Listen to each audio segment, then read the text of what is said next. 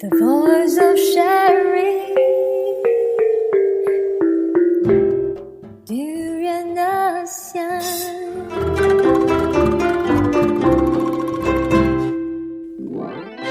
Anything can happen Friday.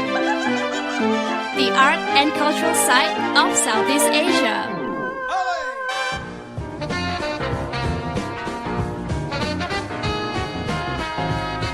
Welcome back to Durian ASEAN, the voice of discovery and sharing. You're with Grace at Anything Can Happen Friday. So let me just practice this line from this play called Romeo and Juliet. Or Romeo, why fought Mantau? Well, it may not be the very typical or famous line from William Shakespeare's story, but this original story was adapted. The Romeo and Juliet I'm talking about hasn't given a chance to have a twist by Sifu production.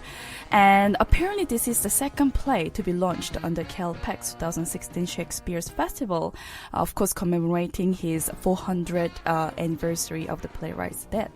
So this whole play is presented by the Actors Studios and Theatre Rakyat and Kuala Lumpur Performing Arts Centre. And I have been having this fun conversation with these two amazing people, Freddy Tan and Alfred Low. So yes, to watch this play, Freddy and Alfred, where can we watch? I mean, of course, I mentioned it, but you can mention again. Okay. And on social media, how we can approach you guys. Okay. All right. Firstly, we'll be open from 25th of February all the way to 6th of March. So we'll be running for 2 weeks, 9 shows altogether.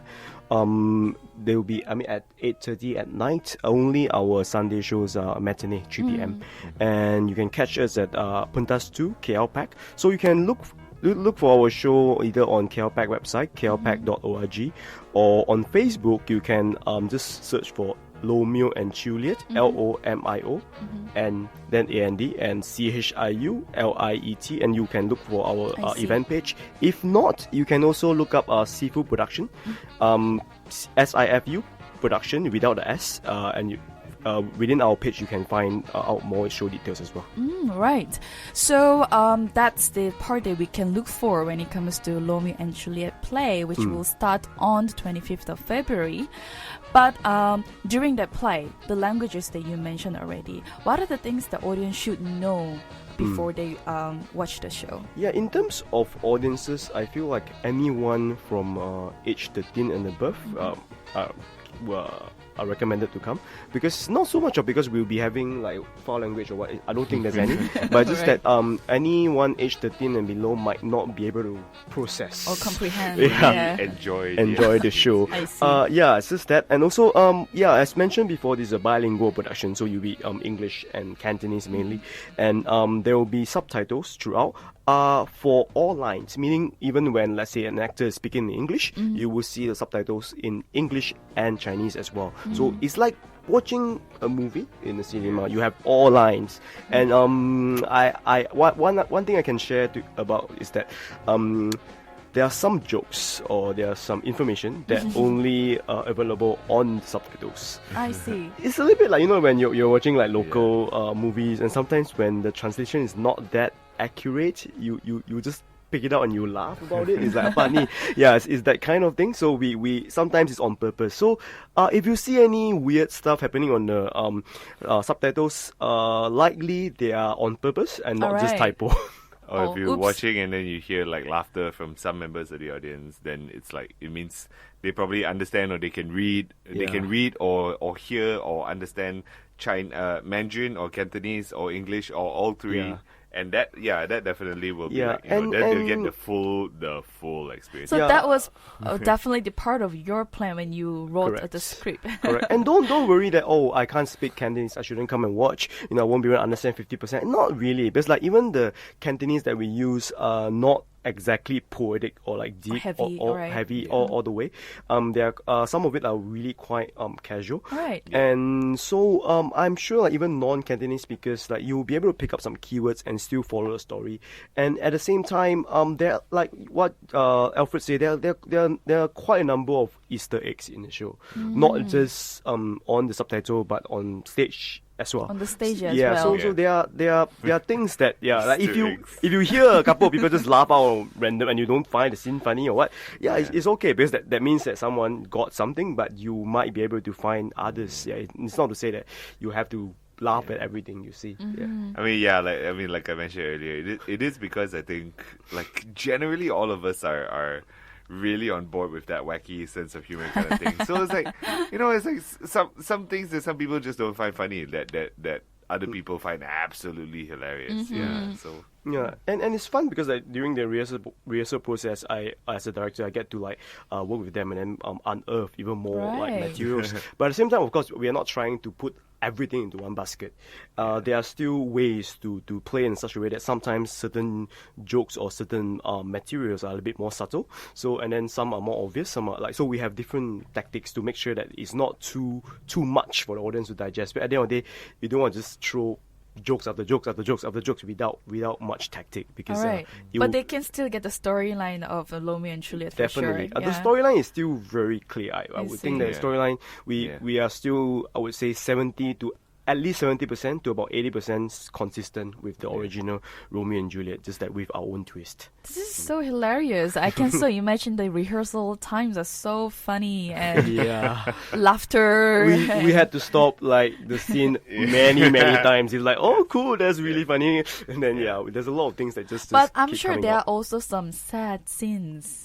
No? Yes, that's why I call it the tragic dramedy. Exactly. Yeah, there are some dramatic moments and there are also some more like sentimental moments where because the thing is I feel like for a comedy to work, it can't just be all laugh. There'll be time or there'll be scenes where the audience need to relate to the character, because if you are laughing just for the sake of the jokes, but Right. you are not connecting with the characters or the story, Exactly. then might as well just go watch a stand-up comedy. And even a stand-up comedy, you can relate with the guy or girl They've that are got telling the jokes. storylines too, So yeah. you need to be able to relate to the actors. So and knowing that we are basing our story based on Romeo and Juliet, there will be some ups and downs, and so we will have some moments of that, but it won't be too sad lah.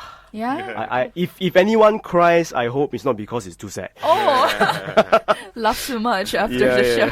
There will be a better effect. Yeah. So it's got a lot of interesting elements in this play called Romeo and Juliet, Forbidden Love in a Forbidden City. So before we end our interviews at Durian ASEAN, Freddy and Alfred, do we have anything to say to our listeners? come watch, come watch, come watch. Okay, 3 times. Yeah. Wow, damn cheating. Just 2 words say Right, 3 yeah, times. Yeah. Yeah. But I think it's going back to language, I think one of the Sure. hallmarks of like a good film or a good theater is that if you watch it on mute or if you don't understand the language, it's like why foreign films are so successful and stuff like that. Yeah, it's like Iranian movies and stuff.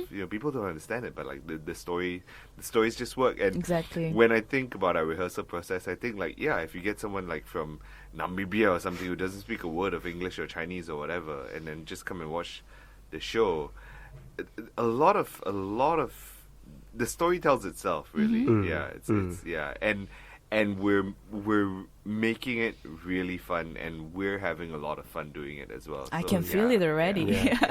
Yeah, I think, do come and experience this whole process because... And also to find the more endings. yeah, it's true because it's not very often that we get to do something like this where it's like bilingual. Because when I say bilingual, it's not just like mix, not like... trilingual already because we got Mandarin and Cantonese. Yeah, but the Mandarin is a little bit not I so see. much because like the thing is, some people might think that when you say bilingual, it's more like one person like kind of rojak, kind of mix things together. It's Yeah. like, hey, you want to eat char kway teow? That is technically not bilingual.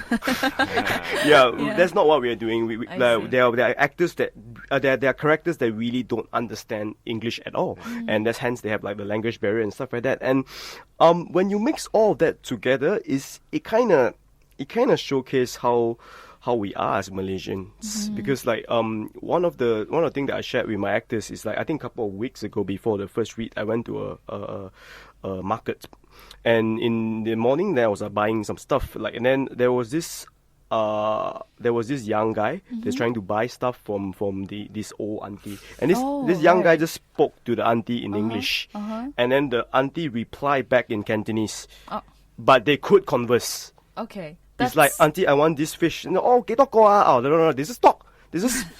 They spoke in two different languages, but they could understand each other, and they just pay and go. I'm like, okay, that's exactly how our play would be. All right. To a certain extent, yeah. So I guess the system is there, seller and a buyer. Then because you already understood the context. So that's how we structure the play as well. In beginning, there will be some characters that still they will express in such a way that they do not understand each other. But as the time goes, then there will be less of that, because that's when the audience accept the fact that we do that as well, even in our own life. That sounds amazing. Yeah. All right.